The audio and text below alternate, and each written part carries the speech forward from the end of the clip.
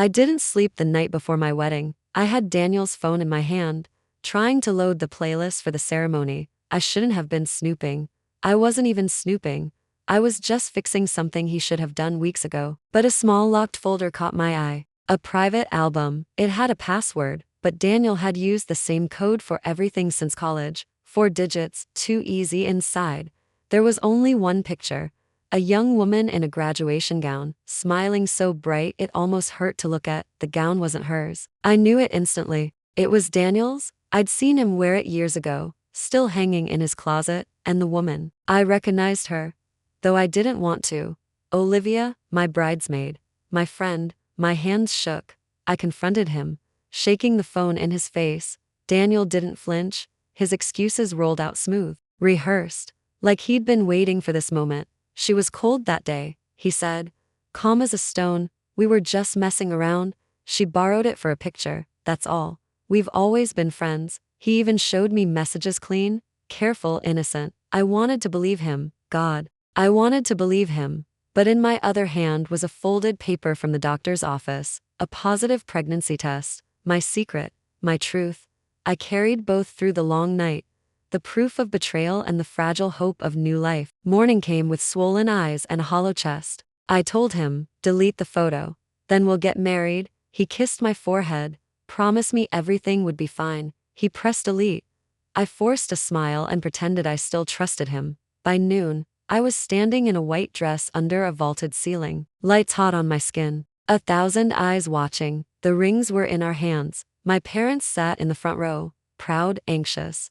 Daniel's parents looked like they'd swallowed knives, stiff and proud. Rachel, my other bridesmaid and closest friend, hadn't arrived yet. Her trial had run late, but Olivia was there, radiant in pale silk, standing close enough that I could feel her breath. The minister spoke. The crowd hushed, and for a second I thought maybe I could survive this day. Then Olivia swayed, her hand to her chest, and crumpled. Gasps filled the hall. Daniel didn't hesitate. He dropped the ring, my hand, my vows, and ran to her. I grabbed his arm as he pushed past me. If you walk away now, it's over. Do you hear me? Over. He shook me off like I was nothing, like I was a stranger blocking his path, and lifted Olivia into his arms. Without looking back, he carried her out of the church. The ring rolled across the marble floor, spinning until it stilled at my feet. The minister's voice trembled. Grace Miller, do you take this man? No, I said, loud enough that the microphone carried it to every corner of the hall. I don't. The silence that followed was deafening. Then whispers, gasps, a roar of voices colliding. I stared out at the crowd. My family, his family, people who had come to celebrate and instead were watching my life split in two. I'm sorry you had to see this, I told them, voice steady. Even though my heart was splitting open, there will be no wedding. The groom left with my bridesmaid. That's all you need to know. Daniel's mother, Margaret, shot to her feet. Her face was pale, her voice sharp. Grace, stop this madness. Family matters stay private. Don't you dare humiliate us like this. Family matters? I laughed, sharp and cold. The whole city will hear about this. Privacy is gone, and you think this humiliation is mine? Daniel's father, Richard, walked toward me, trying to calm the storm. Grace, let's discuss this later. Don't ruin the day, ruin the day. I stepped back, clutching Daniel's phone in my hand. He ruined it the second he ran after her. I lifted the phone, my finger hovering over the speaker icon. Maybe you'd all like to know what Daniel told me last night. I pressed play. His voice filled the room, broadcasted through the speakers. Impatient, dismissive, certain. She was just cold. It was just a photo. We're just friends. Why do you always overreact? Grace, gasps, murmurs, faces turning. I saw Margaret turn a sickly shade of gray. She rushed at me, but my father stepped forward, blocking her with a protective arm. I pressed another button. On the screen above us, the hidden photo appeared. Olivia, smiling, wrapped in Daniel's graduation gown. The crowd went silent. Margaret's scream cut through the air. You wicked girl. Do you want to destroy us? I looked at her with a calm I didn't feel. Destroy you? No, Daniel and Olivia are doing that themselves. I'm only showing the truth. Her gaze dropped to my stomach. She hissed, what about the baby? You want to raise it alone? You want to shame this child? For the first time that day, my parents stepped forward, voices fierce. My mother's arm went around me. She doesn't need your family. We'll raise this child with or without you. My father's voice was steel. Do you think we can't? Do you think my daughter needs you after what your son has done? All around us, whispers turned to judgment, curiosity, gossip. Not one person asked if I was okay. Not one person asked if I could breathe with this betrayal cutting into me. All they cared about was shame, reputation, bloodlines. I touched my stomach, the only anchor in the chaos, and smiled a bitter, hollow smile. This baby, I said softly, might not even be Daniel's. The room erupted. Margaret staggered back like she'd been struck. The guests turned on me, eyes sharp, whispers louder, accusations rising. They looked at me as if I were the betrayer, as if I had sinned, not them. I wanted that reaction. I wanted their world to burn the way mine had just burned, before the fire could consume me. A clear voice sliced through the noise. Ladies and gentlemen, please. Rachel had arrived, my friend, my anchor, dressed in her dark suit, heels clicking against the marble. She took the microphone from the stunned minister. I am Rachel Adams, attorney for Grace Miller, she said, her voice firm and commanding. Today's events have caused severe emotional and reputational damage to my client. Daniel Harris's actions abandoning his bride at the altar for her bridesmaid have consequences. Her gaze cut toward Richard and Margaret. We will be seeking damages. All wedding costs covered by the Harris family, emotional distress, loss of work, reputational harm, $3 million in compensation. And as for the child, her eyes flicked to me, then to the stunned crowd. We will also demand full coverage of medical expenses, delivery, and 18 years of support, because whether this child carries the Harris name or not, Daniel's betrayal happened under a lawful engagement. The crowd erupted again, gasps and murmurs, flashes from cameras. Margaret collapsed into her chair, shaking. Richard's jaw clenched so tight I thought it might break. I stood beside Rachel, letting her words shield me, letting her voice carry the fight I didn't have the strength to finish. But inside, the truth was sharper than any of it. I didn't want money. I didn't want their support. I didn't want Daniel or Olivia or any of the Harris family. I wanted my freedom. I left the stage, left the chaos behind, and walked into the empty dressing room. The mirror showed me a broken bride, mascara streaked, eyes red, dress wrinkled. I ripped off the veil, tore the dress from my body, and left it in a heap on the floor. I changed into my own clothes, jeans, sweater, sneakers, myself again. The phone buzzed in my hand, a text from an unknown number. There's more in the recycle bin, check again. My fingers trembled as I opened the hidden folder. Buried in the trash was a video. My heart froze as I pressed play. It was graduation day. Daniel took off his gown, wrapped it around Olivia, kissed her like no one was watching, deep, certain, tender. At the end, Olivia leaned close, her voice low, her smile cruel. Wait a little longer, Daniel. I'll take everything from Grace. Then we'll never have to hide again. The phone slipped from my hand. My knees nearly gave out. It wasn't just betrayal. It wasn't just weakness. It was a plan, a theft, a slow, deliberate stripping away of my life. I stood in that room alone, everything around me spinning. And then, for the first time in months, I felt something harden inside me, a cold clarity. This wasn't just heartbreak. This was war too. I didn't crumble when the video ended. I thought I might, but instead something inside me went silent. It was like the last thread of my old life had snapped, and now I could finally breathe in the wreckage. The phone kept buzzing, calls from Daniel, messages flooding in. It's not what it looks like. Olivia fainted. She needed help. I'm coming back. Lies stacked on lies. I didn't answer. I didn't block him either. Let him sweat. Let him wonder. Instead, I forwarded the video to Margaret Harris, with one line. This is your perfect daughter-in-law. Her reply came fast. What is this? How dare she? How dare you? Then her call. I picked up, holding the phone away from my ear as her shrill voice poured out. Grace, listen to me. That girl tricked us all. Daniel was weak, but he loves you. Delete the video. We'll fix this. You'll still be my daughter-in-law. The baby, our family will raise the baby. Her tone cracked, part begging, part commanding. I let her talk until she fell quiet. Margaret, I said, calm, cold, certain. You seem to forget one thing. This baby may not be Daniel's. The silence on the line was sharp. I could feel her fury boiling through the phone. She bit it back. Tried again, softer now. Grace, please. Don't let Olivia win. Help us push her out. We can work together. I laughed, the sound strange even to my own ears. Why would I help you? Watching you all tear each other apart is the first entertainment I've had in weeks. I hung up. I wasn't their pawn anymore. I wasn't Daniel's bride. I wasn't Olivia's friend. I was something they hadn't counted on.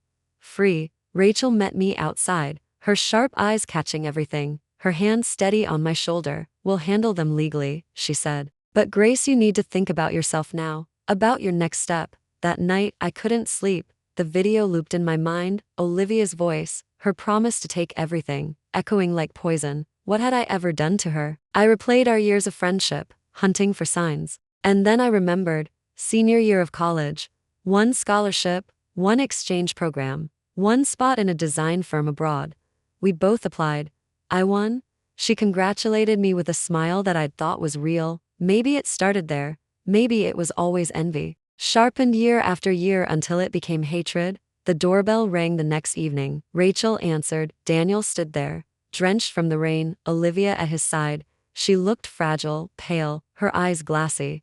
But the hatred in her gaze when it landed on me burned hotter than anything. Grace, she said, her voice soft but laced with venom. Don't think you've won. You can't.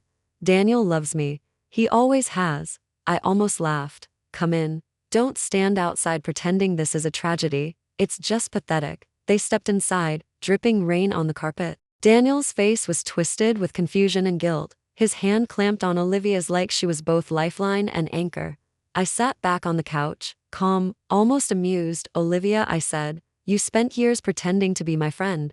But this wasn't about Daniel, was it? This was about me. About what I had and you didn't. That exchange program. That chance. That one thing you couldn't take. So you came for everything else. Her face faltered.